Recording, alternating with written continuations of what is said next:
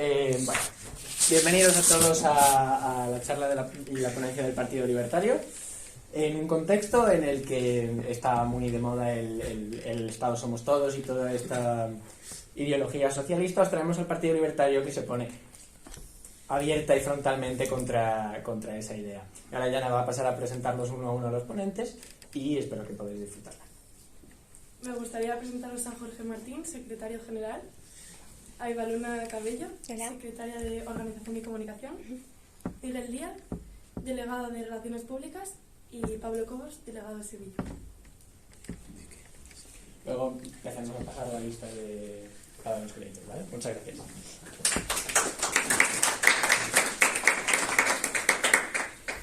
Pues nada, muchísimas gracias por vuestra presentación, muchísimas gracias al Colegio Mayor por invitarnos y a todos los que estáis por estar aquí, por escucharnos, os lo agradecemos sinceramente. Hemos venido aquí, lo que nos gustaría es hablaros del trabajo que hacemos, el Partido Libertario, y no solo de la organización, sino lo que habías comentado antes de nuestras ideas, ¿no? Que quizá no son, vamos a decir, lo más frecuente en la sociedad española, por lo menos, ¿no? O en general, en la mayoría de sociedades, diría, ¿no? Entonces, bueno, ¿qué es el libertarismo? Si entráis, por ejemplo, en la web de nuestro partido, hay una frase que dice que el libertarismo no trata sobre cuáles son las soluciones correctas, sino sobre quién tiene derecho a aplicarlas. Es decir, que es, como se aclara, es una cuestión de soberanía, en este caso soberanía individual. Es decir, no es tanto qué es lo que es correcto hacer o no, obviamente en cuestiones éticas eso está más claro, pero a nivel de elecciones de vida, pues bueno, cada uno puede tomar decisiones distintas, personas diferentes pueden tomar decisiones distintas, caminos distintos, y eso no tiene por qué ser algo que entre en conflicto. Esto afectaría, como ya veremos, bueno, al aspecto económico de la vida, cualquier otro, pero vamos, es un principio general, ¿no? Entonces, bueno, el libertarismo es una evolución del liberalismo clásico, sería como una adaptación más a lo que es nuestro tiempo, evolucionado, digamos, en la misma dirección en que iba el liberalismo clásico, pero llegando un poco más allá. Y bueno, pues el centro de nuestra forma de pensar es la persona, el individuo. Como habéis oído antes, como has comentado antes, pues bueno, digamos, hay una serie de ideas, de ideologías a veces muy distintas entre sí, pero que tienen algo común, que es lo que llamamos colectivismo, para los cuales, pues bueno, la persona, bueno, está ahí, pero sobre todo es como una especie de ladrillo o de elemento que compone un conjunto, ¿no? Entonces, evidentemente, los seres humanos no se nos puede concebir sin sociedad, eso está absolutamente claro, pero somos personas diferenciadas y tenemos capacidad de elegir, también capacidad de con qué personas asociarnos para montar proyectos, ya sea emprender un negocio, una asociación, en fin, cualquier otra cosa, igual que a nivel personal también, ¿no? Entonces, bueno, voy a hacer como una especie de ejemplo, disculpadme pero os voy a preguntar, si queréis a alguien del público responder, pues por ejemplo, ¿cuál sería vuestro estilo de música preferido, el que más os gusta? Si quiere responder alguien, para que responda no solo una persona. Me gusta el rock. El rock, muy bien. Si quieres, por ejemplo, responder tú o... ¿Yo? Sí, vamos, si quieres. No, es que es una ¿A todos os gusta el rock? Variada, ¿no? Algunos funcionan. Sí, a otros os gustan otros estilos, por ejemplo, digamos el preferido, o algún otro estilo por comparar un poco, ¿cuántos hay de uno? El pop, ya tenemos pop rock, de momento vamos uno a uno, ¿sí? A mí el indie. El indie, vale, ya de momento van empatados, son los tres, uno de cada. Si alguien quiere romper la balanza, digamos que haya un estilo algo mayoritario respecto a otro, si no, bueno, es un ejemplo, tampoco importa.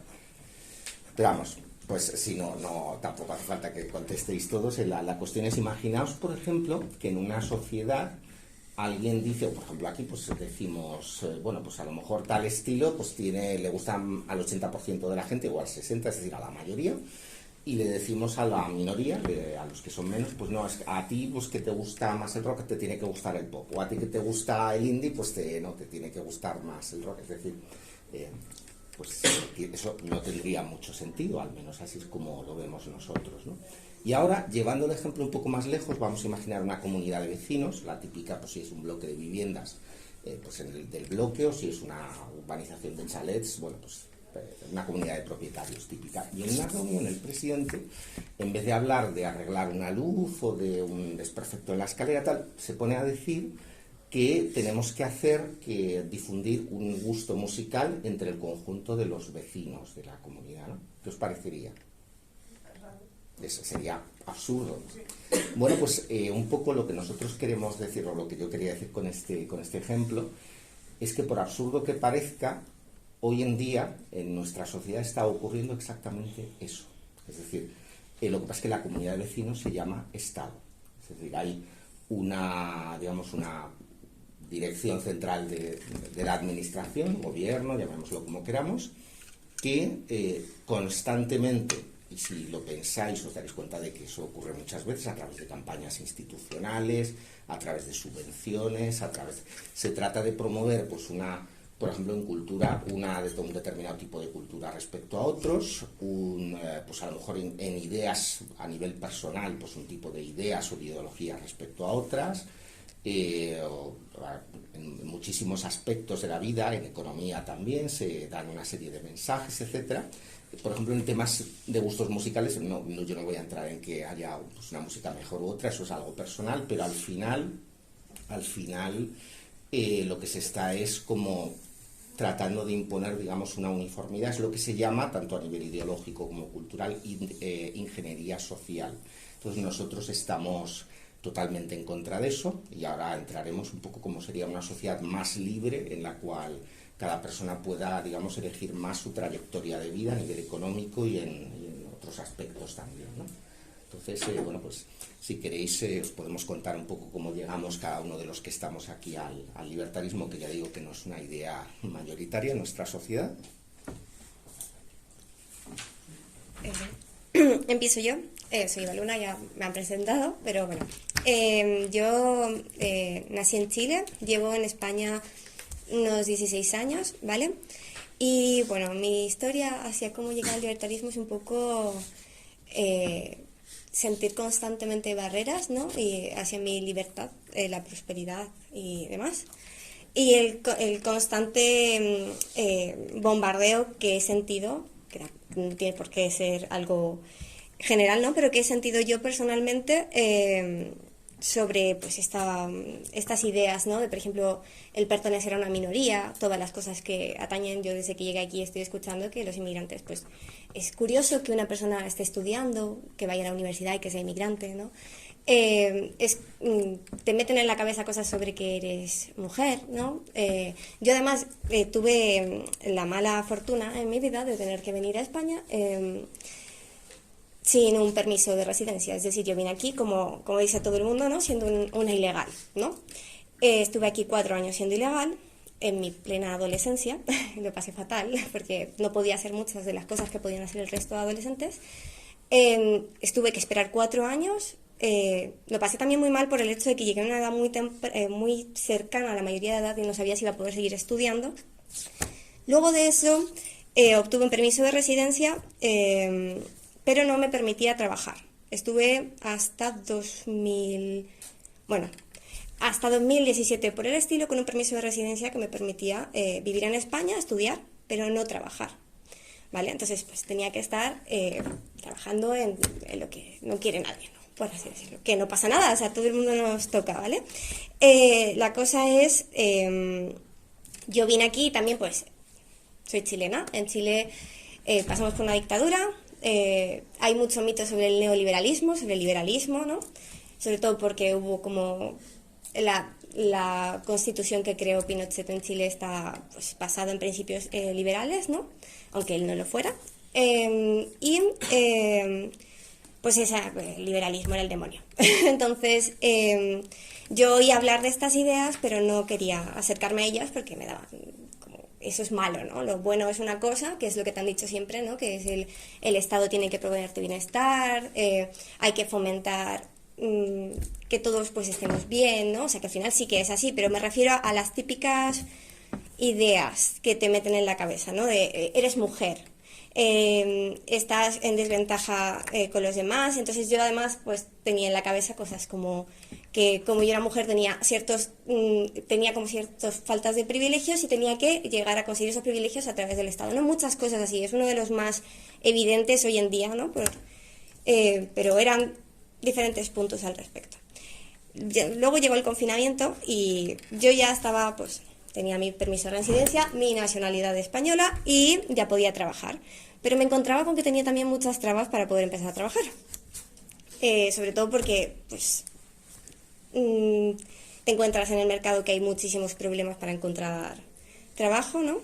Que los sueldos cuando empiezas tampoco son como tú te esperabas después de haber estado estudiando. Entonces, lo típico que nos pasa a todos en realidad, ¿no? Pero llegas a esa reflexión, ¿no? Y cuando empiezas a cobrar, te empiezan a quitar tus impuestos, la seguridad social, y dices, joder, yo es que me podría aquí invertir yo estas cosas en mí misma y gestionármelo yo, ¿no? Entonces, vino el confinamiento y pues vi un vídeo en YouTube que se llama Socialismo para Millennials, si alguien lo quiere ver, está muy bien. Y yo toda la vida había sido socialista, en mi cabeza estaba que el socialismo era como lo mejor, ¿no? Mi familia, todo el mundo en mi entorno es socialista. Y descubrí pues que yo no tenía esas ideas realmente, que eso no era lo que a mí me representaba y que yo lo que realmente buscaba era libertad y prosperidad, ¿no? Y que los demás también pudiéramos tener lo mismo. Y pues empecé a indagar más. Y conocí el Partido Libertario y empecé en 2021 a trabajar con ellos para promover pues estas ideas que nos traerían a todos prosperidad. Esa es mi historia. Gracias. ¿Qué tal, chicos? Ahora muchísimas gracias por venir y gracias también a mis compañeros por acompañarme y sobre todo a la organización también.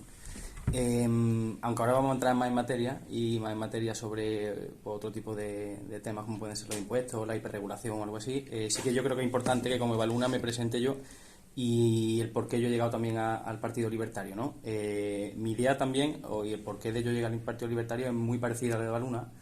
Yo creo que mi idea principal ha sido siempre el trabajo. Yo soy Pablo Cobos, tengo 28 años, trabajo como ingeniero químico, estudié el grado de Ingeniería Química y el máster de Ingeniería Química. Sin embargo, llevo unos 3 años trabajando en una multinacional y estoy en Sevilla trabajando. Pero yo, desde pequeñito, a los 15 años ya me hice un curso de cómo llevar una bandeja y en cuanto cumplí los 16, que al final es la edad legal, ya estaba llevando una bandeja en una empresa y hasta entonces, hasta los 25 años que yo dejé de estudiar y ya me puse como ingeniero, he estado trabajando. He trabajado de camarero, he trabajado de árbitro, he hecho hasta cocinero en pleno conil de verano, he hecho de todo. Entonces, a mí también me gusta mucho la política, no la política en primer plano. He sido una persona que le gusta mucho leer, me gusta mucho formarse, siempre he tenido una idea pues como las que tiene el Partido Libertario, no le ponía nombre porque con 16, 18 años tú no le pones ese nombre. Lo que sí yo veía es que con el fruto de mi trabajo yo podía conseguir cosas. Y claro, yo no sé si vosotros pensáis que Twitter ahora está muy desfasado. Twitter en 2012 era una jungla. Y no me quejo de que fuese una jungla. Lo que me quejo es que en ese punto yo me sentí un poco atacado porque yo soy una persona que siempre ha respetado y he tolerado muchísimo, porque pienso que es lo principal. Pero llegaba un punto en el que tú exponías una idea que ni siquiera son una idea loca, o sea, el hecho de que tu dinero se lo estén gastando como a ti no te parece bien, no me parece una idea bastante loca. Te crucificaban, entonces el primer paso era, bueno, pues mira, me voy a quitar Twitter, ¿yo para qué voy a vivir de esta forma? Luego te vas quitando Facebook, porque en Facebook también se toxificó, o sea, aquello era muy tóxico, pues me lo quito también. Instagram al final, por unas cosas o por otras, yo creo que ha sido más el tema del trabajo, más que sea tóxico o no, pues al final me lo quité. Y viví muy feliz, pero una cosita de mí, a mí la política me seguía encantando. Pero yo no podía llevarla a cabo, porque si lo decía en voz alta con la familia me crucificaban por un lado, si lo decía con mi resto de amigos había alguien que levantaba más la voz que yo, y a mí nunca me ha gustado eso. Entonces me aparté y siempre me ha gustado el desarrollo web y tal, y en un momento dado, pues yo dije, bueno, voy a hacer un foro libertario. Yo soy forero y siempre me gusta estar escribiendo unas cosas y otras, y a partir de ahí conocí el partido. Y dije, coño, pues esta gente... Yo pensaba que en un primer momento no iban a tener representación política, porque en vídeos como Rayo, en otros vídeos que hay circulando por internet, al final parece un poco apático a eso. Pero a mí no me gustaba la idea de simplemente quedarme de brazos cruzados a leer. Así que conocí a mis compañeros ahora y les escribí, y eso fue la forma. Yo no soy político, yo soy un ingeniero como vosotros, yo estudié fuera de mi casa, yo soy de Córdoba, estudié en Sevilla en una residencia como vosotros. Suspendí mis exámenes, aprobé otros muchos y me gradué. Y lo que a mí me gusta es trabajar como ingeniero. Pero lo que tampoco me gusta es que al final te traten de conducir a un sitio que no es el tuyo. Así que hoy, además de esta presentación, vamos a ver los temas más importantes, los principales. Tampoco os queremos aburrir demasiado y vamos a intentar tocar un poquito vuestra conciencia y simplemente para que os vayáis de hoy pensando en otros temas que seguramente no escuchéis, si no es con una voz como la nuestra. Así que muchas gracias. Bueno, mi nombre es Miguel, yo pues nací en Venezuela y antes que todo, a lo mejor se preguntarán que por qué nos estamos presentando cada uno o a qué viene todo esto, y yo creo que es importante contextualizar que probablemente no tenemos esa visión de lo que queremos a nivel político o a nivel ideológico, pero siempre hay unas ideas que nos resuenan más o nos resuenan menos, y eso es lo que te lleva a formar tu mentalidad y a formarte una opinión, porque al final todos vivimos en sociedad y por muy apáticos que queramos ser a la política siempre nos va a trastocar. Con lo cual, a mí me gusta comentar que yo desde muy pequeño tenía ideas muy inocentes, muy naif. Yo pensaba, bueno, si el problema es el dinero, ¿por qué no imprimimos más dinero? Si el problema es el sueldo, ¿por qué no ponemos mejores sueldos? Sí, así, simplemente de la nada. ¿Y qué pasó? Pues yo vi cómo eso en Venezuela se implementó, y lo que me da más miedo hoy por hoy es que tenemos un ministro que dice que esos son los planteamientos que hay que poner sobre la mesa. Entonces, ¿qué pasó en ese momento? Pues yo nunca apoyé un sistema colectivista, pero fue lo que llegó, y yo vi todas esas ideas tan ingenuas que yo tenía, cómo se implementaron y cómo fracasaron estrepitosamente una tras otra, aún teniendo una chequera de petróleo que le daba prácticamente dinero infinito a un gobierno. Y si un gobierno con dinero infinito no puede implementar todas estas políticas colectivistas, es imposible que otro lo pueda aplicar de una manera eficiente o que no sea a través de la opresión. Entonces, en ese momento yo decidí que quería iniciarme en la política, y aunque estudié administración de empresas, siempre estuve involucrado en la política partidista en mi país, haciendo cursos también a través de fundaciones sobre la libertad, y siempre estuve lógicamente en contra de lo que teníamos en ese momento. Nos cerraban medios de comunicación, nos coartaban la libertad, nos disparaban muchas veces y no eran balas de goma, y pues todo eso me llevó a reflexionar en qué quería yo. Lógicamente, aquí estoy, tuve que huir de ahí por muchas circunstancias. ¿Y qué pasa? Que llego aquí y veo que muchas de las cosas que prepararon ese terreno para que sucediera todo esto en mi país, lo veo otra vez pasar aquí, y siendo ciudadano español también, creo que una de las aportaciones que quería dar es pues tener toda esta experiencia y acercarlo un poco y evitar que vuelva a suceder, o tratar por lo menos de dar una visión diferente de cómo hacer las cosas, porque al final uno de los principales miedos que se tiene cuando se habla de el liberalismo, el Partido Libertario, o de ideas que no son colectivistas, es que se nos acusa de querer beneficiar a un grupo, y esto solo pasa cuando el Estado se introduce directamente en la vida de la economía o de los individuos, porque no se trata de desbalancear a nadie ni de apoyar más a uno o a otro, sino que se trata de que todos tengamos el mismo marco legal, los mismos derechos y la misma forma, el mismo punto de partida, para que cada quien, pues en función de su esfuerzo, de su trabajo o de sus estudios, pueda conseguir cualquier meta que se proponga sin que otro se interponga, y ese otro sea o un vecino o el gobierno o quien sea. Entonces creo que parte de nuestras ideas vienen de ahí, vienen de que podamos realizarnos en ese sentido. Pues nada, por mi parte, bueno, creo que salta a la vista que no soy el miembro más joven de esta mesa, ni de esta sala, desde luego. Y bueno, pues, pero sin embargo yo al libertarismo llegué bastante tarde, es decir, hace unos pocos años, ¿no? Entonces, de alguna forma, a mí todo el tema del pensamiento, de las ideas, siempre me ha interesado mucho, y yo notaba que me faltaba algo, que no había encontrado lo que estaba buscando, ¿no? Entonces, no sé, por ejemplo, entre las preocupaciones que siempre he tenido, pues bueno, las de tipo ético, esto que se llama, vamos a decir, justicia social, quizá la palabra más correcta sería justicia económica, ¿no? Es decir, la pobreza, que haya gente que lo esté pasando mal, es un poco, yo creo que surge de una empatía que es algo natural en nosotros, en los seres humanos.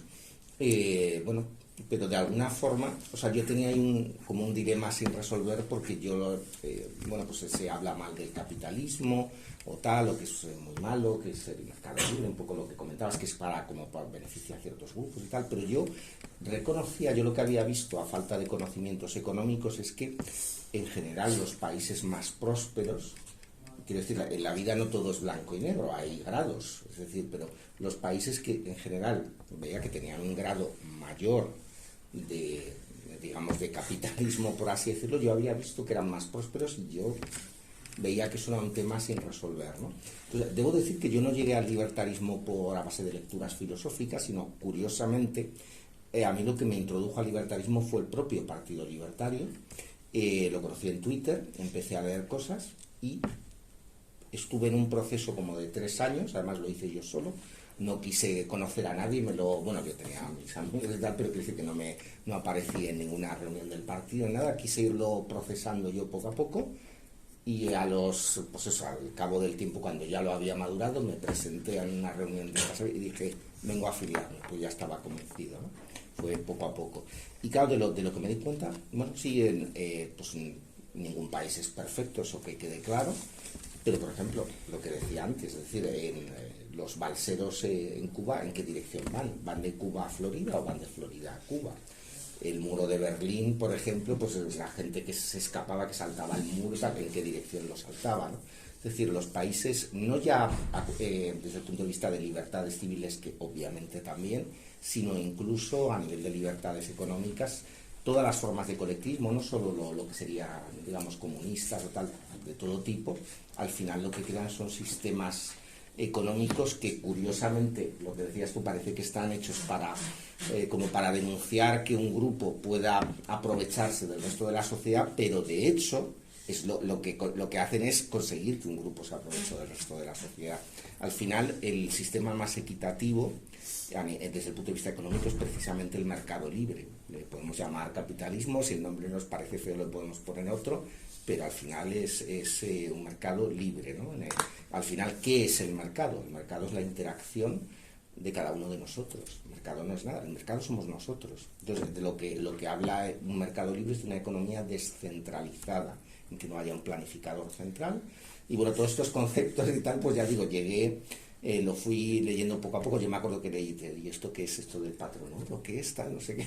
Pero bueno, era como la parte económica era la que no me terminaba de cuadrar, pero en el fondo yo creo que cuando llegué al libertarismo no cambié de ideas, en el fondo son las que había tenido siempre, pero me di cuenta de que las soluciones eran, a los problemas que yo me planteaba eran otras, ¿no? O sea, un poco ese sería un poco en mi caso, ¿no? Me podría alargar mucho más, pero tampoco os quiero aburrir, ¿no?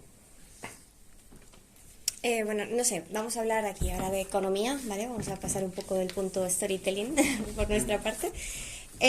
¿Alguien aquí tiene una empresa, tiene pensado hacer una empresa o tiene algún familiar que tenga una empresa? Vale, muy bien, me gusta, emprendedores. ¿Sabríais decirme cuáles son los principales problemas que hay para emprender en España? El tema burocrático. La burocracia. La pereza. La pereza, vale, sí, también. La planificación económica central, sobre todo. O sea, todo el tema de papeleo, tiempos, eso. La competencia. Las grandes multinacionales. Vale. Por allí habíais levantado también la mano. ¿Tú, el de azul? Yo creo que un poco la sociedad. La sociedad, vale. Los impuestos. ¿Alguien más tiene alguna idea de por qué? La poca ayuda estatal. O sea, también por los impuestos, porque a lo mejor hay pocas subvenciones para innovar y salir un poco del Estado. Vale. ¿Y la cuota de autónomos?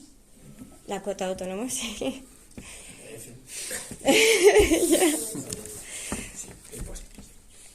Como veis, hay muchas trabas, ¿no?, para poder emprender en España. Sí. Uno de los temas que a mí me trajo más hacia este tipo de ideas fue precisamente la economía, porque al final, aunque no lo creamos o no lo queramos, es la base de la sociedad. Sin economía, pues no se sostiene. Entonces, cuando yo veo por ejemplo, la sociedad en la que me empecé a desenvolver hace 8 años aquí en España, me encuentro con que se cree o se toma como punto de partida el punto de llegada de los países nórdicos. ¿A qué me refiero? En los países nórdicos se habla de que hay un estado de bienestar muy grande y que eso se consigue con una gran cantidad de impuestos. Pero lo que no nos cuentan, o lo que el énfasis donde no lo ponen, es que esto empezó, por ejemplo, en Suecia, a finales de los 80, tenían un macroestado, una gran cantidad de impuestos y un sistema económico con muchas trabas. Si les suena algo es porque eso es lo que estamos viviendo aquí. ¿Y qué tuvieron que hacer? Tuvieron que abrir el mercado. Cuando abrieron el mercado y liberalizaron un poco todas esas trabas burocráticas, que lo mencionaron como uno de los problemas para emprender en España, pues se dieron cuenta de que el libre mercado es lo que atrae la inversión, lo que atrae, lo que genera nuevos puestos de empleo, y con esto es que se puede llegar a tener una estructuración de impuestos eficiente o relativamente eficiente para poder sostener el estado de bienestar que ellos quieren tener. Entonces, mencionaban, por ejemplo, que son aspectos sociales, que son aspectos de la planificación y subvenciones. Entonces, más allá de subvenciones, más allá de cualquier aspecto que tenga que ver directamente con el intervencionismo de un Estado, lo primero que hay que pensar es ¿por qué no lo hacemos diferente? O sea, no tenemos que, por ejemplo, importar un paquete de medidas que hayan hecho en algún país, porque ningún país a lo mejor va a tener todo lo que se puede aplicar aquí.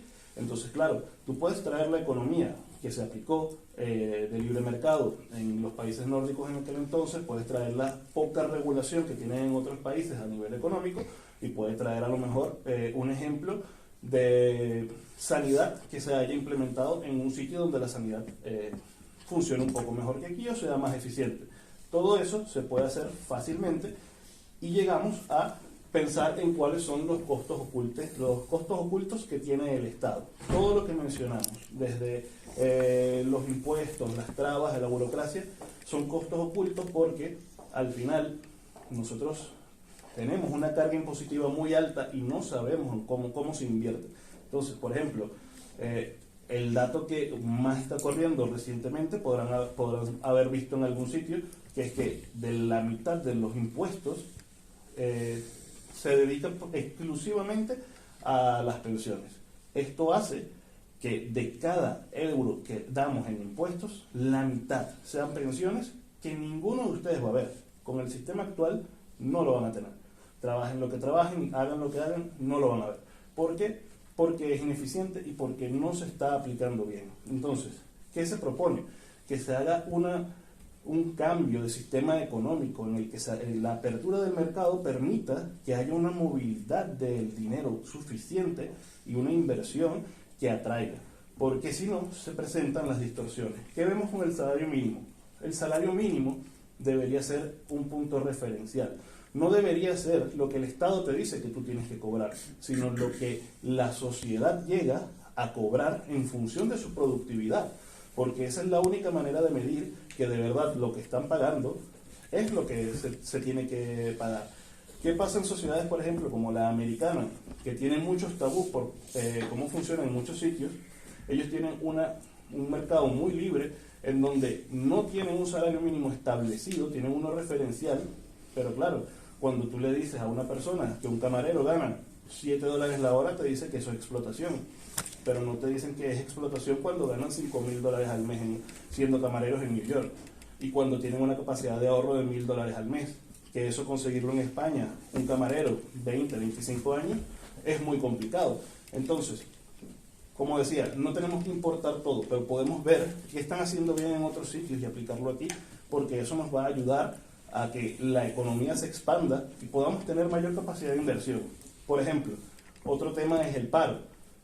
Si yo pongo un paro de 1.000 euros y un salario mínimo de 1.000 euros, todo regulado por el Estado, ¿quién quiere trabajar por lo que te pueden dar gratis? O sea, se termina convirtiendo en un vicio de yo no voy a trabajar 8 horas por probablemente tomar un transporte público de 2 horas más, estar 10 horas fuera de mi casa por 1.000 euros, cuando puedo estar en mi casa cobrando los mismos 1.000 euros, mientras me los den me quedo en mi casa. Entonces, estos vicios solo se generan cuando hay un paro como el que está establecido. Y no se trata de dejar desprotegido a nadie, porque en ningún momento una propuesta va a ser en función de estar en contra de nadie, ni de un grupo, ni de un individuo, todo lo contrario, se trata de generar el mejor ambiente o el ambiente más productivo para que no haya necesidad y que cuando se presenten esas excepciones, de verdad se puedan cubrir como excepciones, que no se convierta una excepción en cómo manejamos la regla. Esto también pasa, por ejemplo, con la flexibilidad de los despidos. Aquí lo que yo he visto desde que llegué es que cada vez es más complicado, no solo contratar, sino despedir. Yo he trabajado con equipos, yo actualmente tengo un equipo de unas 20 personas, y es muy difícil pensar en despedir a alguien sin saber que tienes que pagar una gran cantidad dependiendo de lo que hayan estado trabajando para la empresa. ¿Y qué pasa? Que eso, si asumimos ese costo y asumimos ese despido, cuando quiera volver a conseguir un empleo al mismo nivel que tiene en ese momento, va a ser muy complicado, porque ¿qué empresario se quiere meter en pagar un alto impuesto, unos altos salarios, el doble de lo que te pagan en un salario? Si a lo mejor te pagan 30.000, pues ellos tendrán que tributar en función de unos 45, 50.000. ¿Quién se quiere meter en eso sabiendo que después además va a tener que hacer un desembolso para poder despedir? ¿Qué pasa en sociedades donde hay una mayor flexibilidad? Que el empresario contrata. El empresario, además de contratar, da mejores beneficios, da mejores salarios, da mejores horarios. Se tiende a mejorar. ¿Por qué? Porque se sabe que un empleado contento es un empleado que va a tener mayor productividad. Pero si todo eso está viciado por el Estado, no lo vamos a poder controlar y vamos a tener este caldo de cultivo que se está dando para que no queramos trabajar, para que a lo mejor haya el paro.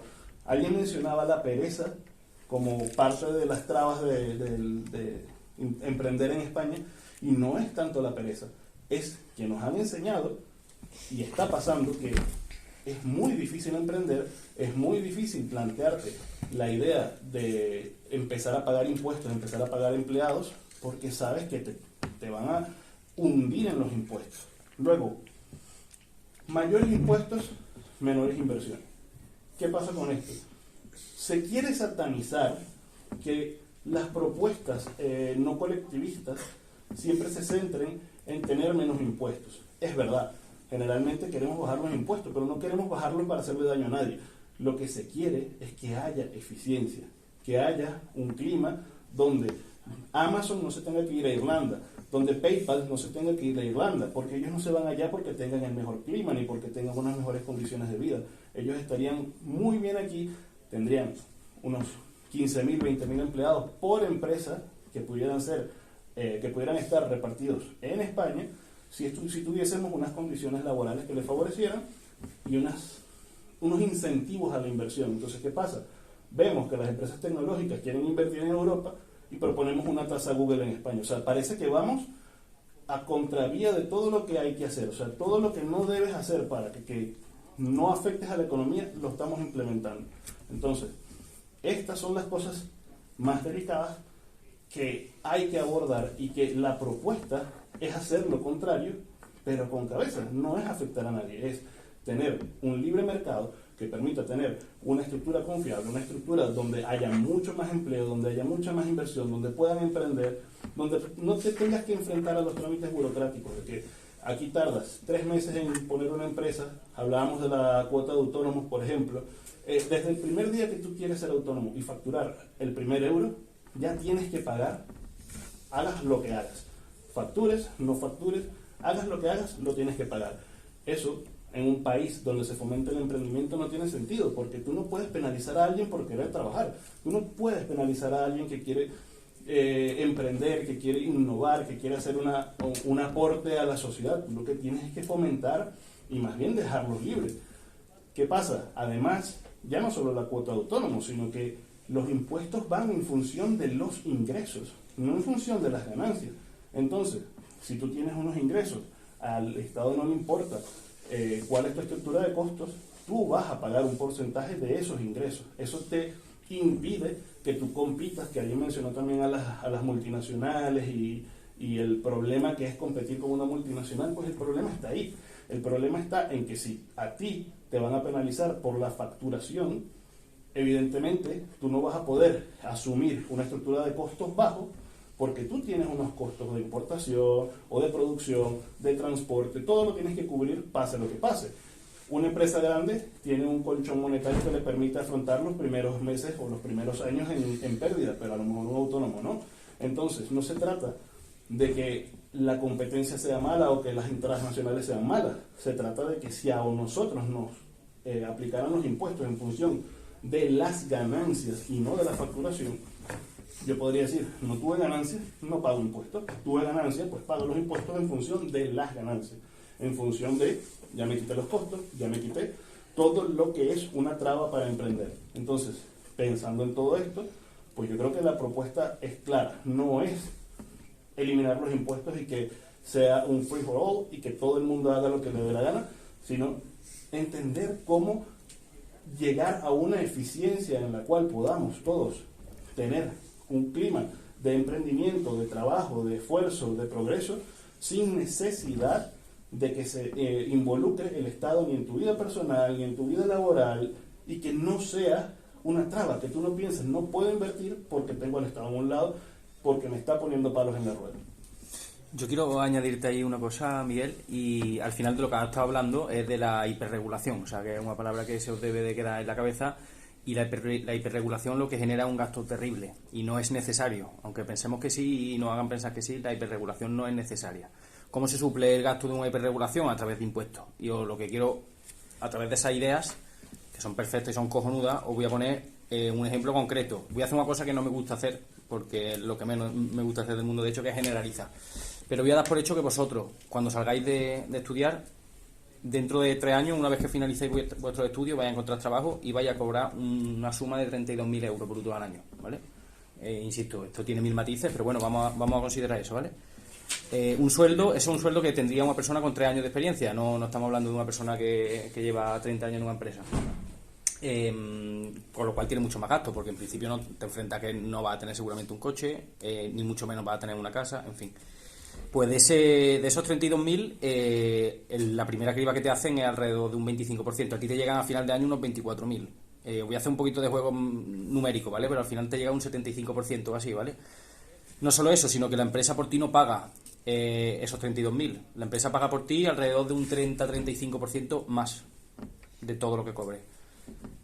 Si os hago la suma de esas dos cosas, se queda entre un 45 y un 50%. Es decir, vosotros estaréis cobrando la mitad, completamente la mitad. Y eso lo podemos poner impuestos, le pueden llamar 1000 personas. Mi pareja, por ejemplo, que trabaja en Hacienda, me dice, bueno, Pablo, que eso exactamente no son impuestos. Digo, bueno, definitivamente hay una traba ahí que a mí me está afectando directamente, porque si es un dinero que aunque no me fuera a llegar, sí que la empresa está dejando de contratar a gente porque en un principio está pagando más por mí. Pues eso he dicho a una persona con mi experiencia. Yo no voy a salvar una empresa de nada. Y mira el dinero que se está gastando en mí, ¿sabes? Y se están gastando un 50%. O sea, estoy dando yo al Estado un 50%.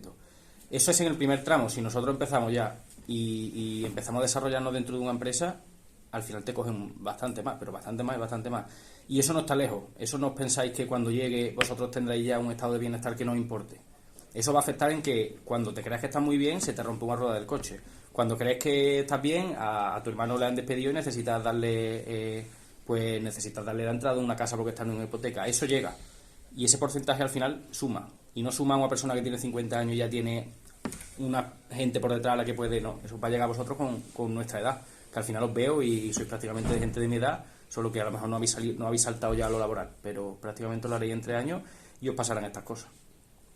Sí, por terminar de puntualizar un par de cosas que se me quedaban, pues cuando pensamos en impuestos, todo el mundo ha escuchado a un político decir que el que gane más que contribuya más, pero eso es lo que pasa con un impuesto plano, por ejemplo.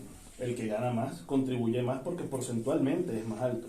Cuando tú tienes impuestos progresivos, lo que estás haciendo es decirle a la gente, mientras más produces, más te cobro. Y eso, el mensaje que le damos a un emprendedor es, quédate en un renglón bajo, no pases, no subas, porque mientras más te esfuerces, más te voy a quitar. Y no es simplemente que te voy a quitar proporcional, te voy a quitar desde el primer momento, desde el día 1 del mes, desde el primer día del trimestre. Tú sabes que por la facturación que tienes, me vas a estar pagando más. Entonces, esos desincentivos que tiene el sistema de impuestos progresivos se pueden paliar, se pueden hacer modificaciones y buscar la eficiencia, porque todo el mundo meterá miedo diciendo, porque eso lo que quieren hacer es recorte. No se trata de recorte, se trata de eficiencia, se trata de no tener, por ejemplo, a un filósofo, se me ocurre, dirigiendo el Ministerio de Sanidad, sino tener a alguien que sepa de sanidad dirigiendo sanidad. Se trata de tener a alguien de la sociedad civil que sepa sobre ingeniería dirigiendo la ingeniería, alguien que sepa de la administración deportiva dirigiendo el deporte, y no crear una red clientelar donde cada vez haya más empleados públicos, cargos duplicados, y eso se repercute en los impuestos que estamos pagando. Me gustaría hacer algún comentario sobre lo que habéis estado hablando. Bueno, por ejemplo, el tema sobre la hiperregulación, lo que hablas de los países nórdicos también, se suelen poner como ejemplo de impuestos altos, de que se puede funcionar bien con impuestos altos. Bueno, primero son bastante más bajos que en España, pero aparte, en relación a lo que comentaba Pablo, por ejemplo, bueno, pues a lo mejor en Dinamarca los impuestos es verdad que aunque no tan altos como España, altos sí que son, pero por lo menos no hay las trabas, que es decir, no hay la hiperregulación que tenemos aquí. Tú montas una empresa en un momento, no hay un salario mínimo obligatorio, se habla de salario mínimo, pero es estadístico, es decir, porque tú si ofreces un sueldo por menos de esa cantidad no vas a contratar a nadie porque nadie va. Yo estuve hace años trabajando en una empresa, en un departamento, y yo contrataba gente, es decir, estaba en las entrevistas de trabajo, pero del otro lado, digamos, ¿no? Y además yo no podía negociar el salario. A mí mi empresa me decía lo que iba a cobrar el candidato en caso de aceptarle y ya está, ¿no? Y yo una cosa que he observado es que cuando varía el paro, en épocas en que el paro era alto, cubrías los puestos enseguida. Porque además tengo que decir que el salario que ofrecíamos no era muy generoso, digamos, ¿no? Pero enseguida lo cubrías, porque claro, la gente necesitaba trabajar y más o menos pues aceptaba las condiciones que fuera.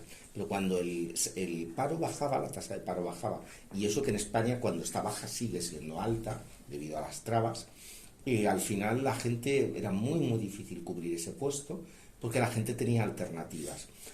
Moraleja de esto, o conclusión mía de esto, al final, digamos, un trabajador también tiene un mercado de ofertas de empleos, un empleado, y puede elegir, digamos, si puede elegir, va a tener un trabajo de más calidad. Por tanto, si tenemos burocracia o trabas que generen un paro más alto, no solo es que va a haber menos personas trabajando, es que las personas que van a trabajar van a tener peores condiciones.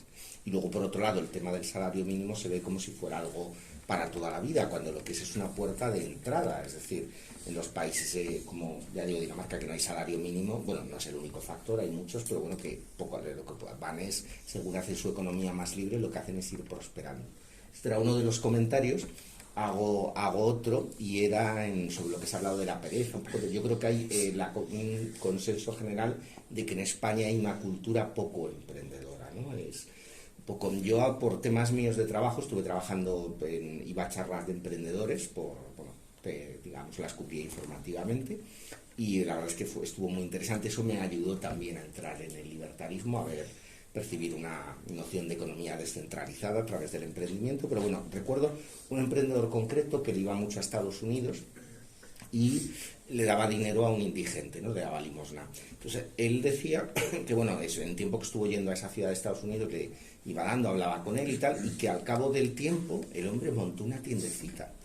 Y que cuando dejó de ir a esa ciudad y tal, pues el hombre ya había conseguido montar 2 tiendecitas y arrancó de nada, de estar en la indigencia, gracias a lo que le daba a la gente, ¿no? Entonces él lo ponía como un ejemplo de diferencia cultural, porque decía que en España eso era impensable por la cultura. Bueno, pues yo voy a decir que, con todos los respetos a este emprendedor, no estoy de acuerdo. Creo que es al revés. Es decir, no es la cultura la que provoca la situación económica, creo que es la situación económica la que provoca la cultura. Si ese indigente estuviera en España y quiere montar una tiendecita, le cobran la cuota de autónomos, lo que comentabas tú. Le van a poner al final no puede salir de esa situación, está en una trampa de la que no puede escapar. Entonces, al final, eso lo que acaba es generando una cultura de, bueno, tal, ¿para qué esforzarse? Prefiero ser funcionario, que tiene seguridad. O sea, es una pescadilla que se muerde la cola. Yo no tengo dudas de que si se cambiara la situación, vamos a decir, las condiciones económicas que son de origen político en España. No voy a decir que la cultura cambie al día siguiente, sería un proceso de evolución, pero estoy seguro de que acabaría cambiando. Es decir, España no es que no sea Suiza porque no es posible, porque la cultura no lo permite. España no es Suiza porque no tiene las condiciones económicas de Suiza. Si no, lo sería. Es posible. Nosotros creemos que algo así es posible, ¿no? Y bueno, pues no sé si queréis comentar algo más sobre... Yo creo que ya hemos hablado suficiente de economía. Ahora vamos a hablar un poco de sanidad estatal, ¿vale? ¿Quién puede decirme que está a gusto con la seguridad social de aquí? ¿Tú estás a gusto con la seguridad? Sí. ¿Cómo ha sido tu experiencia con la seguridad social? Pues bueno, cuando nací me operaron, la vas a hacer y salió todo muy bien. Y hace poco me rompí la pierna y también salió todo muy bien. Así que yo, por mi parte, estoy contento. Claramente voy al médico, me tengo que esperar 2 horas, me fastidia, pero somos muchas personas las que vamos al médico y eso, vas a un seguro privado y a lo mejor no esperas 2 horas, pero también tienes que esperar porque la gente es una necesidad que tiene y creo yo pues que es algo que siempre va a estar ahí. Se hagan más hospitales. Claro, todos nos enfermamos y sufrimos accidentes también. Claro. ¿Qué me puedo decir? La frase de... va súper relacionado con lo que acabas de decir. Tampoco quiero frivolizar con lo que te ha pasado, ¿vale? Pero era el hecho de... ¿Y si te lo tienes que pagar tú? La seguridad social, la sanidad. O sea, normalmente cuando hablamos de seguridad social y defendemos mucho la idea es... ¿Y si al final te lo tienes que pagar tú? ¿No es mejor que haya una seguridad social para que estemos todos seguros? ¿No? Pues mis compañeros me van a hablar al respecto de esta frase. Nosotros, bueno, el sistema sanitario que defendemos, no es decir que sea exactamente el que hay en ningún país, pero como decía Miguel, pues bueno, siempre se pueden coger cosas de unos de otros, pero por ejemplo sería relativamente similar al que pueda haber en Suiza, en Corea del Sur, en Taiwán, en Singapur. Entonces, bueno, básicamente lo que nosotros proponemos es un modelo que es a la vez universal y es de gestión privada. Privada no tiene por qué ser empresas rentables, pueden ser fundaciones, asociaciones sin ánimo de lucro, pero digamos que cada centro médico, cada seguro son independientes, no dependen del Estado. Entonces, se suele decir de nosotros, de los libertarios, que queremos hacer recortes. Eso no es correcto. Es decir, nosotros no queremos recortar prestaciones. La idea nuestra de bajar impuestos es moviendo, desplazando la gestión de determinadas áreas, en este caso la sanidad de lo que es la gestión estatal, ya sea el Estado central, autonómico, el que sea, a gestión de la sociedad civil, gestión privada. Entonces, ¿cómo se mantiene la universalidad? Sobre la frase que comentaba de Baluna, muchas veces lo que se hace es comparar el coste, por ejemplo, de una operación, que puede ser muy alto, con el coste de un seguro. Pero eso no es lo mismo, es decir, tú lo que pagas es el seguro, no es que tengas que pagar en caso de... De hecho, insisto, es lo que estamos haciendo. Al final el Estado lo que tiene es un seguro, que es estatal, y que debido a la forma en la que se cobra, yo creo que casi nadie tiene muy claro. O sea, si alguien se hace un contrato con una aseguradora privada, pues sabe lo que está pagando, se lo quitan de la cuenta, está todo muy claro. Pero yo creo que casi nadie tiene muy claro qué es lo que paga, vamos a decir, al mes, al año, digamos, a los servicios sanitarios estatales, ¿no? Pero al final se trata de un seguro. Entonces nosotros lo que proponemos es un seguro universal, que todo el mundo lo tenga, pues como por ejemplo el seguro del coche, por poner un ejemplo, que tenga cobertura completa y bueno, pues cada uno se lo paga porque eso sí que es una cantidad mucho más asequible. Bueno, ¿y qué ocurre con esa gente? Porque también la hay, que está en una situación muy complicada, el riesgo de exclusión, el indigente que ponía antes como ejemplo, que era americano, pero si fuera en España, es decir, la gente que no se puede pagar ni siquiera ese seguro. Nosotros lo que proponemos es un sistema que el nombre es un poco equívoco porque se ha usado ese nombre por parte de otras formaciones políticas en algunos contextos, lo llamamos cheque sanitario en este caso, pero lo que es digamos que las personas que no puedan pagarse el seguro por su condición económica, se lo pague el Estado a través de impuestos. Es decir, ahí el Estado sí estaría, evidentemente sí lo estaría pagando con impuestos, pero no estaría, esto es importante, gestionando la sanidad. Es decir, esa persona con pocos recursos podría ir a un centro médico privado y de hecho el médico que la tiene no sabe si se lo está pagando, digamos, porque no se lo puede pagar, se lo están pagando de ese fondo de, digamos, de apoyo, ¿no? O si se lo está pagando con su propio dinero. Para él todos son clientes de alguna forma, pero eso permitiría que las personas sin recursos pudieran elegir centro sanitario, el que más donde mejor les traten, que más les guste. Y bueno, de hecho, esto, por ejemplo, experiencias mías personales, yo he estado en urgencias en la sanidad pública, digamos, la estatal, prefiero decir, y en la privada, y desde luego no es parecido, pero quiero dejar claro que nosotros yo no pienso, por ejemplo, que no tengo nada en contra de los profesionales que trabajan en la sanidad pública. Se suele hablar de que somos la mejor sanidad del mundo, no es exacto, si hay una serie de rankings, es verdad que España está muy alta, pero por ejemplo los países que hemos mencionado están pues muy altos, van variando de un año a otro, pero en los primeros puestos de la lista.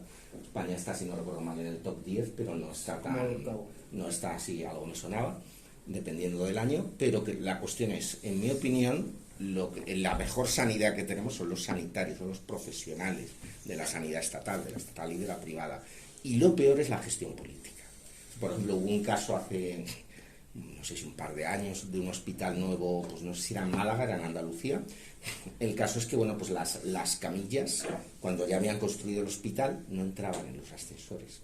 Hace poco ha habido un caso con trenes, con lo cual parece que llueve sobre mojado. En este caso era sanitario, pero era lo mismo. Es decir, y no entraba, pero ¿cómo se ha construido ese hospital? Entonces, eso es muy difícil que pase en una empresa privada. No digo imposible, pero es muy difícil, porque si se gestiona tan mal algo, o a lo mejor una vez lo puedes gestionar muy mal, pero si es algo sostenido, al final tiene que cerrar ese centro o hacerse cargo otra gestión distinta. Con la sanidad estatal, al ser centralizada, aunque sea autonómica, es decir, pero es la misma para todos en principio, para todos los ciudadanos de ese territorio.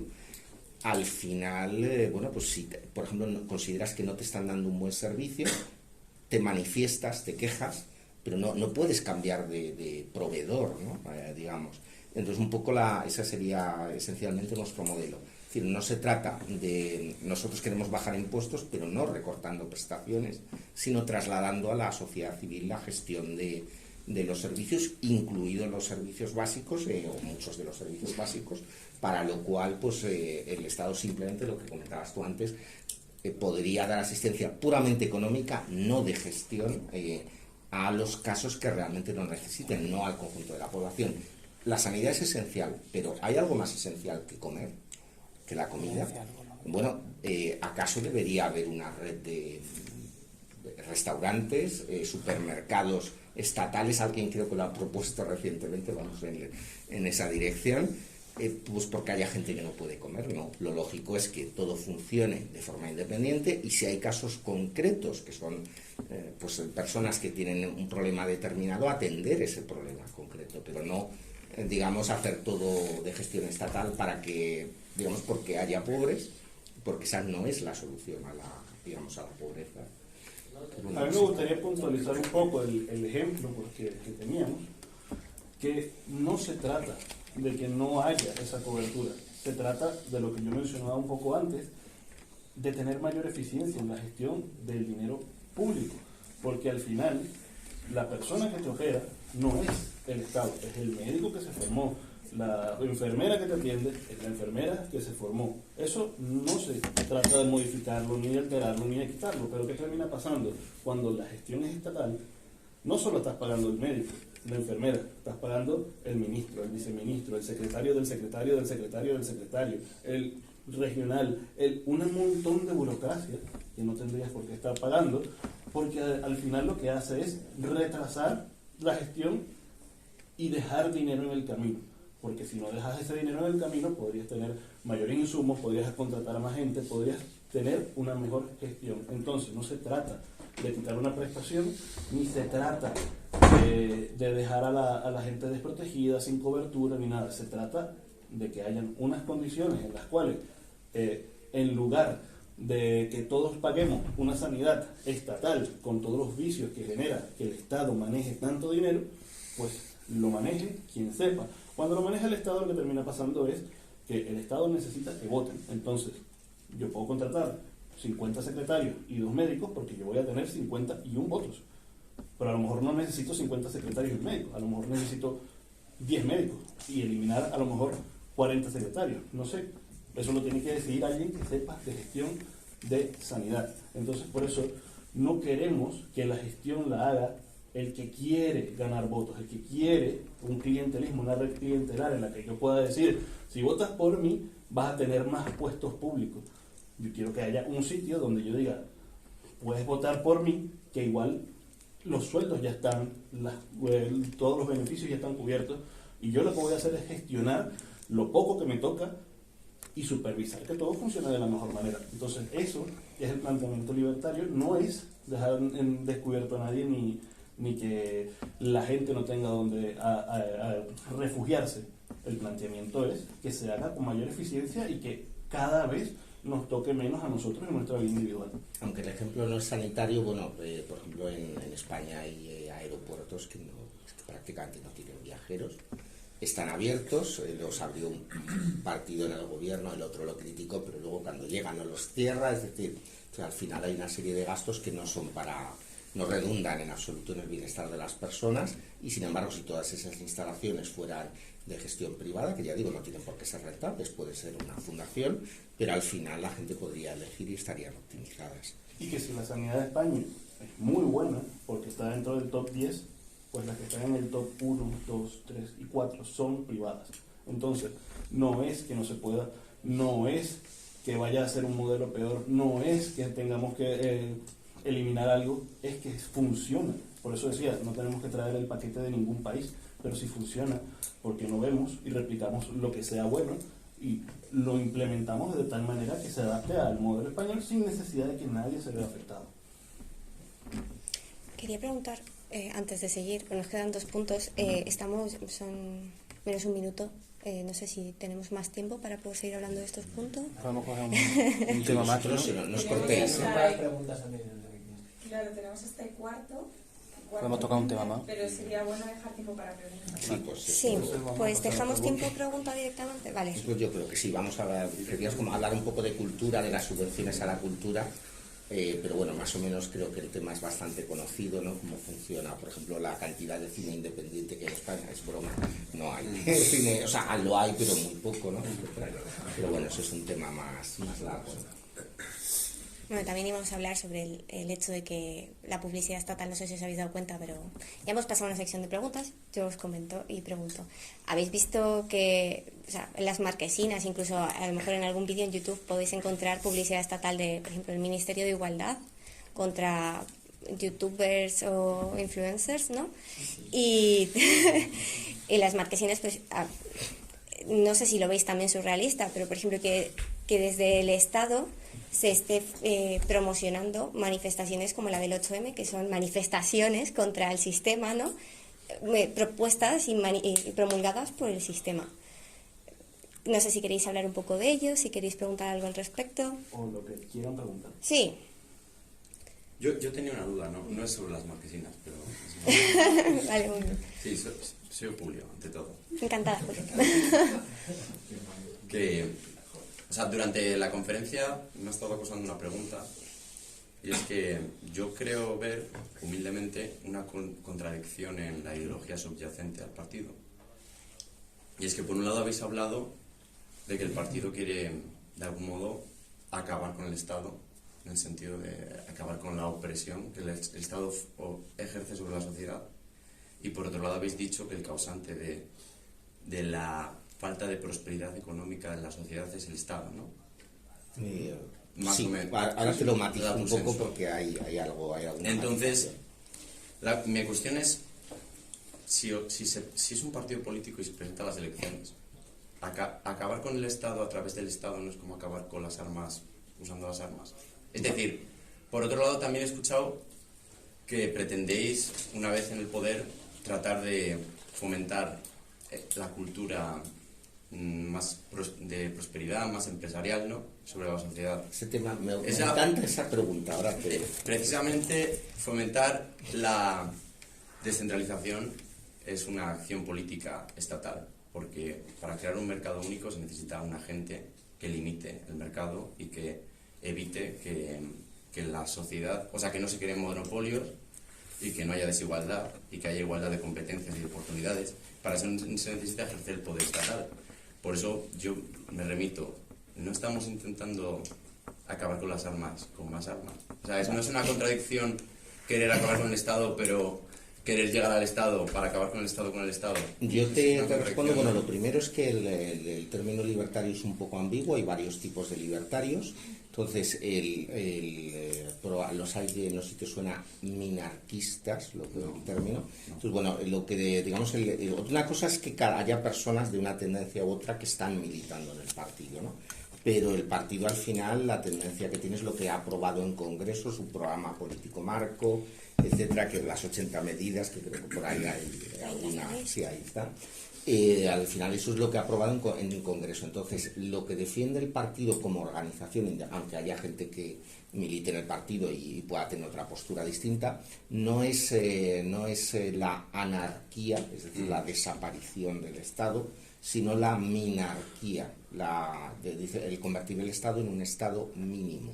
Es decir, que sea pequeño, que, bueno, pues un poco lo que hemos dicho. Por ejemplo, en el ejemplo que yo he puesto, el Estado de la sanidad, pues digamos, las personas que no se lo puedan pagar estaría pagándoselo, ¿no? Con lo cual no es que tampoco, por ejemplo, no he hablado de la defensa, ¿no? de los ejércitos o tal. Es decir, habría algunas funciones que mantendría el Estado, pero serían pocas.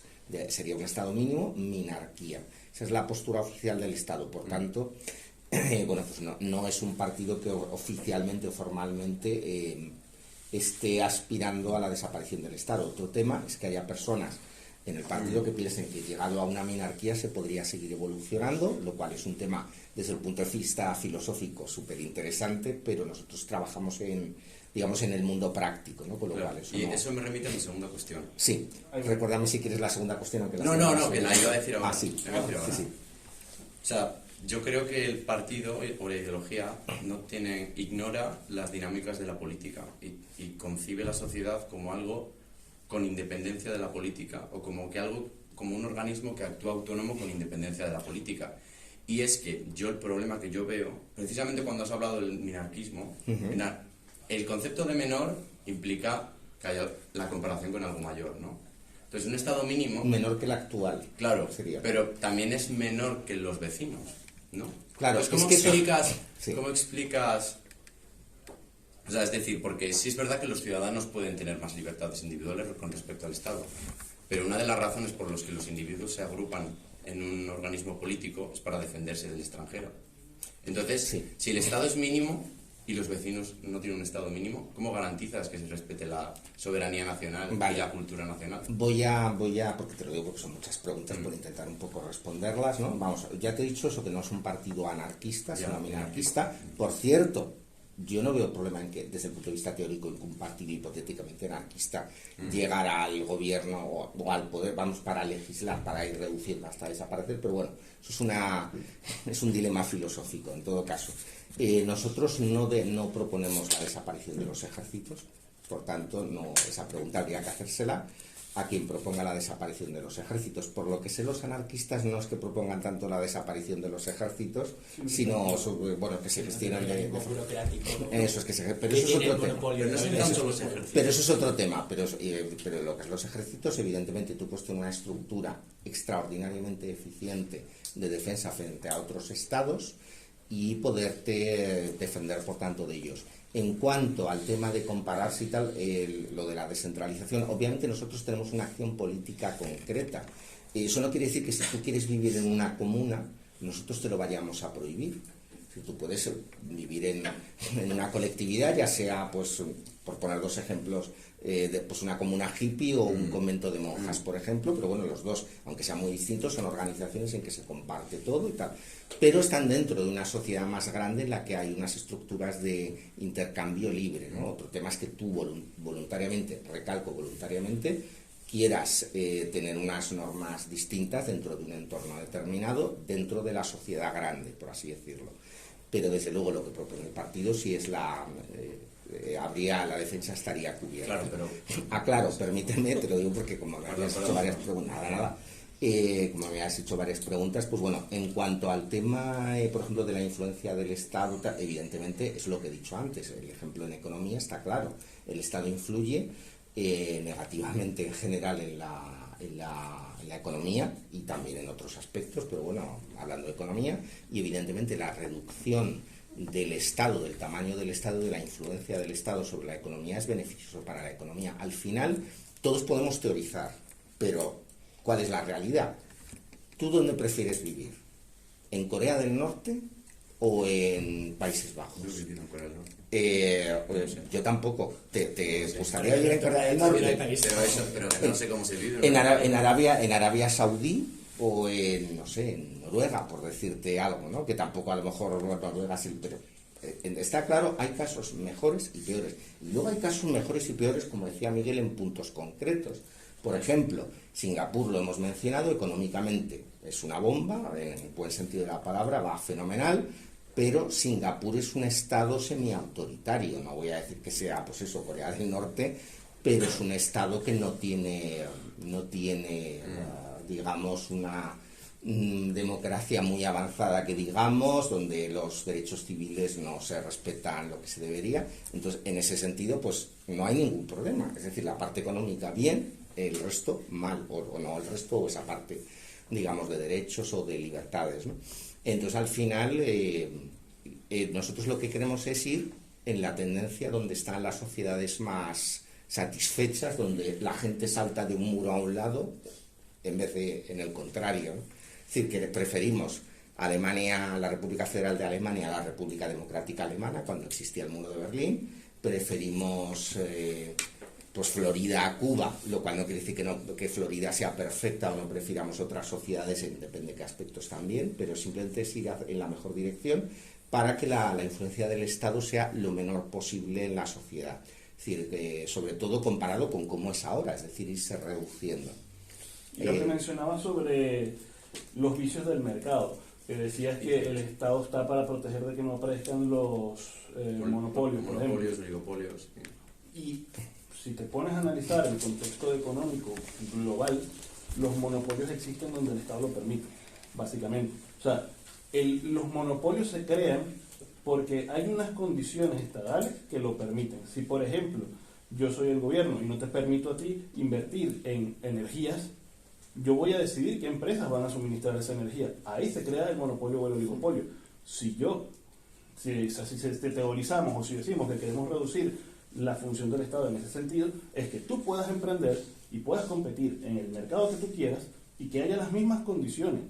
Que no puedas competir en volumen, pues competirás en calidad, competirás en servicio, competirás en cercanía, competirás en demasiadas cosas que puedes diferenciarte, pero el monopolio se crea si el Estado lo permite, porque es el único que tiene el poder real de hacer que las demás empresas no prosperen, a través de lo que te decía, impedimentos al emprendimiento, pero también a través de impuestos. Si yo te pongo a ti impuestos del 50% de lo que quieres producir, a ti a lo mejor no te conviene empezar, pero al que ya está, que es gigantesco, se va a mantener. Entonces, si te pones a analizar de verdad los monopolios donde existen, es porque el Estado los protege. Te pongo un ejemplo ahí con lo que has dicho. Todos hemos oído hablar del oligopolio eléctrico. ¿Hay un oligopolio eléctrico en España? Yo creo que está más claro que el agua. Claro que hay un oligopolio eléctrico en España. Y la pregunta que te hago es, ¿has oído hablar de los expolíticos que cuando se retiran de la política se van a consejos de administración de las eléctricas? Vale, mi pregunta es, si los oligopolios y el Estado son dos cosas distintas, ¿cómo es posible?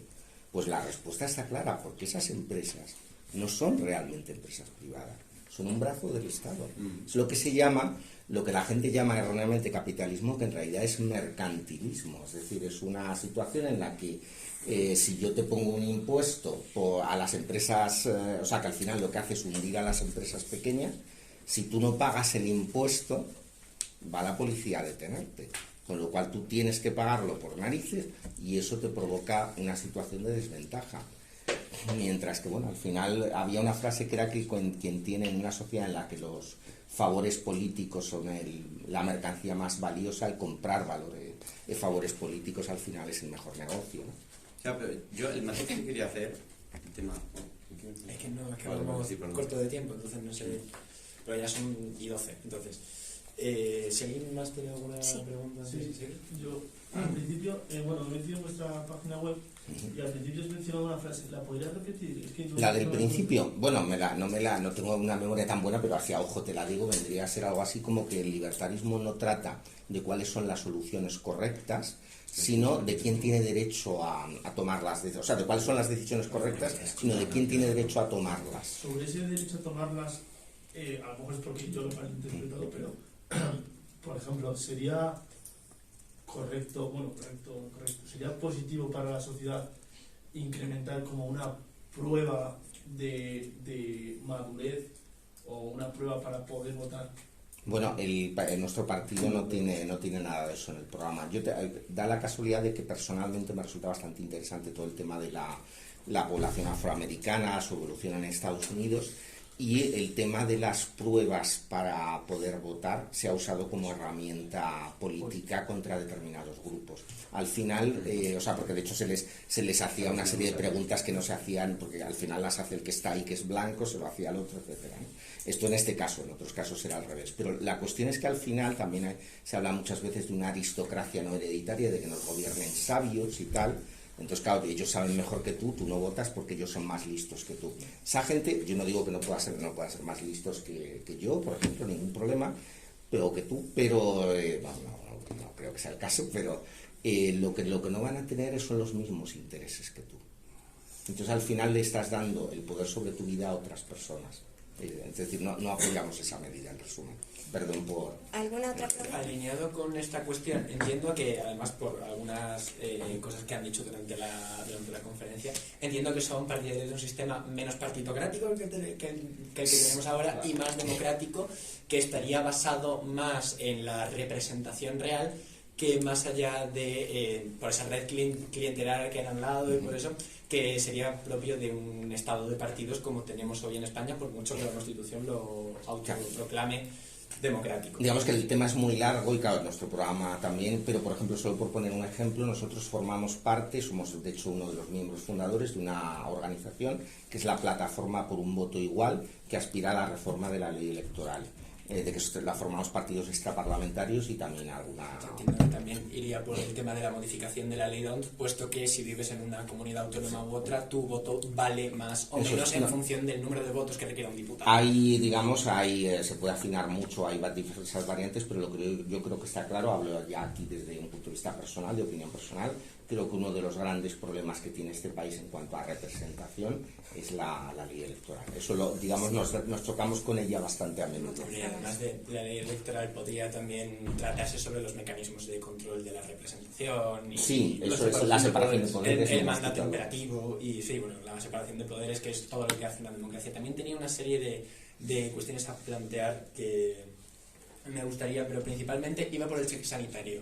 El cheque sanitario es algo muy parecido que escuché sobre el cheque educacional que decía Milton Friedman, que entiendo que están posicionados cerca de la Escuela de Economía de Chicago. Nosotros defendemos la escuela austriaca. Que a lo mejor la escuela austriaca es aquella que propone la eliminación del Banco Central. Eso es. Vale. Que no es que estemos a lo mejor en las antípodas de la de Chicago, pero sería la... van un poco por la misma línea que está llevando Javier Milei en Argentina. En el aspecto económico sí, en otros no. Planteo.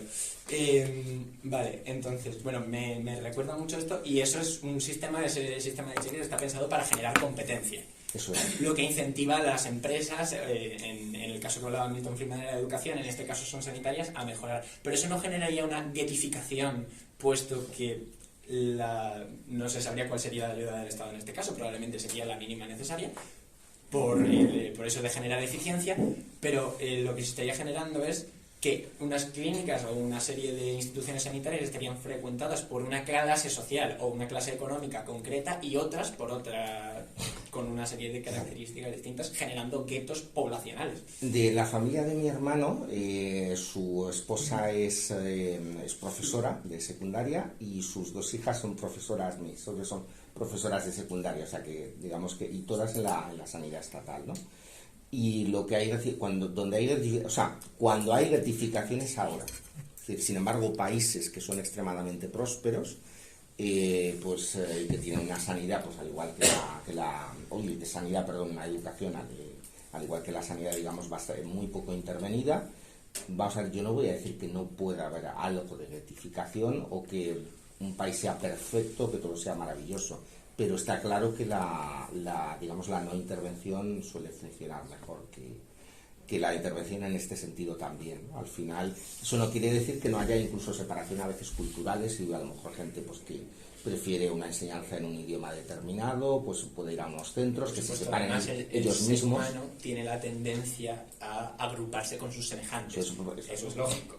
Pero también, bueno, me quedo tranquilo porque no van por la línea narcocapitalista, sino por la línea minarquista. Pero en este sentido, bueno, entiendo que el principio, ya no solo económico, porque sí es verdad que hemos hablado mucho de economía, pero el principio, sobre todo moral y el principio rector de una sociedad, además de que sí me habría encantado hablar del principio de no agresión, pero eso lo podríamos dejar para otra ocasión, sería el principio de la absoluta libertad individual, es decir, lo que prima justo por debajo del derecho a la vida sería el derecho a la libertad individual y el respeto del proyecto de vida. Sí, al final digamos, el derecho a la vida no deja de ser parte de lo mismo, ¿no? La parte es tu libertad. La cuestión que quería plantear iba por, entonces, en base a esa libertad individual, dos cosas. La primera, en base a ese sistema, por la suma de libertades individuales se podría decidir un sistema no libertario y no habría situación de reclamación, puesto que se eligió mediante el principio de suma de libertades individuales. Y la segunda cuestión iba más por la línea de que en qué punto se podría poner la línea en un estado libertario donde es la libertad individual lo que prima, cuando esa libertad individual se debe plegar al bien común.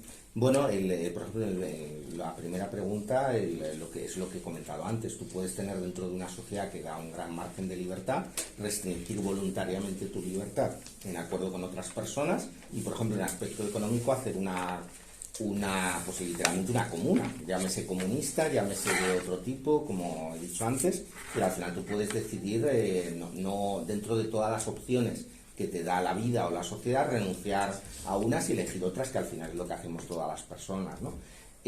Por tanto, no habría ningún problema siempre que sea voluntario. Es decir, tú estás, antes he hablado de Corea del Norte, tú de Corea del Norte no te puedes ir. Tú estás en una, pues no sé, una organización, pues una cooperativa agraria, me da igual, una comuna, hippie, como he dicho antes, un convento de monjas, cualquier ejemplo que ponga, que digamos, se rigen por las leyes generales. Si una persona decide dejarlo, se puede ir. Y ha entrado porque ha querido, es voluntario, ¿no? Y luego, disculpa, la segunda pregunta es resumida a muchos. Iba por la línea de hasta qué punto es tan absoluta la libertad individual si no se puede, o sea, si realmente debe ser voluntaria para plegarse ante el bien común. Es decir, no puede haber un bien común que someta la libertad individual de otras personas en virtud de algo mejor. Tiene que haber unas leyes mínimas, que no he estado mínimos, son mínimas, pues obviamente defendiendo pues la vida, la propiedad, etcétera, una serie de valores, ¿no? Pero el concepto de bien común nosotros estrictamente no creemos como tal. Al final el bien de una sociedad no es más que el valor agregado de cada uno de los individuos. O dicho de otra manera, no creemos en todo este discurso de tipo estatista, colectivista, que aspira, digamos, a que los individuos involuntariamente se sacrifiquen por un hipotético bien común que al final es la preferencia del gobernante, ¿no? Es decir, la suma de individuos determina el resultado. Eso es. No sería una falacia populum, puesto que sería tomar por correcto aquello que la mayoría decide. No, nosotros, por ejemplo, pensamos que ya digo que he defendido aquí la democracia como principio, pero la democracia no es el valor más alto. Es decir, si yo, por ejemplo, aquí en esta sala votáis todos que a mí hay que cortarme la cabeza, la decisión podrá ser democrática, pero no es aceptable, porque se está saltando, digamos, un principio que es superior a la decisión democrática. La democracia se puede aplicar para las decisiones conjuntas, pero las decisiones conjuntas no pueden, pisar los derechos individuales, que son más altos, están por encima de que las decisiones. ¿Y eso no sería una especie de bien común? Precisamente anteponer unos valores a la voluntad. A mí lo que menos me importa es cómo lo llamemos. O sea, por eso digo, yo lo que quería explicar es un poco lo que defendemos, cómo funciona o qué criterios tiene, pues, éticos de cualquier otro tipo. Que lo llamemos bien común, no hay problema. Yo he observado que la gente que dice bien común o interés general. Normalmente bien común lo suele decir la izquierda, había interés general a la derecha, pero al final es un poco lo mismo. La gente que te dice eso normalmente te va a colar algo, es lo que he observado. Pero bueno, si alguien lo usa con otro significado, tampoco tengo ningún problema con la palabra, lo que es el término en sí, vamos, es más la idea, ¿no? El concepto. Si queréis vamos terminando. ¿Parece bien? ¿Hay alguna pregunta más o si no cortamos? Porque estamos ya en las 7 y pico. Os podéis quedar a cenar. Muchas gracias. Yo quería decir un par de cosillas más. A ti, Julio, primero, las dos preguntas que has hecho han sido bastante profundas, son muy buenas y te voy a explicar por qué. Es algo que nos preocupa mucho, el hecho de que exista un monopolio, un oligopolio, precisamente a lo que nosotros tenemos que luchar. Y el hecho de que, por ejemplo, un país vecino te pueda llegar a poner en apuro es algo que también tenemos que tener en cuenta. ¿Qué quiero decir con eso? Que si hay algo que un Estado minarquista tiene que mirar son precisamente esas dos cuestiones. O sea, que las preguntas tienen mucho sentido y significa que ha llegado a un punto que nosotros tenemos también en cuenta.